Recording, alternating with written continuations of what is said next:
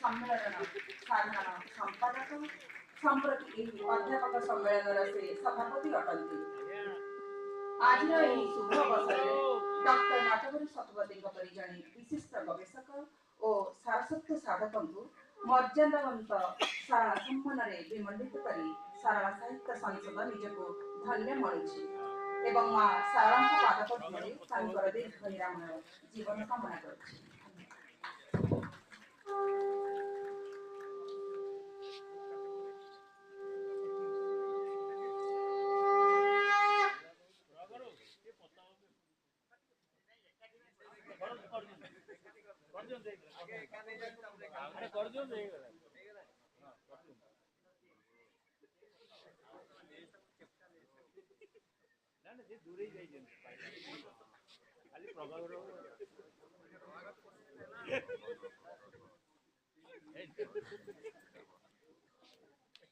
ବର୍ତ୍ତମାନ ମୁଁ ଅନୁରୋଧ କରିବି ଦୁଇ ପୁରସ୍କାର ବିଜୟୀ ପ୍ରତିଭା को ସେମାନେ ଗୋଟେ ଜାଗାରେ ରହିଲେ ଆମର ମିଡ଼ିଆ ବନ୍ଧୁ ମାନେ ଫଟୋ ଉଠେଇ ଖବର କାଗଜ ବାହାର କରିବା ସୁବିଧା।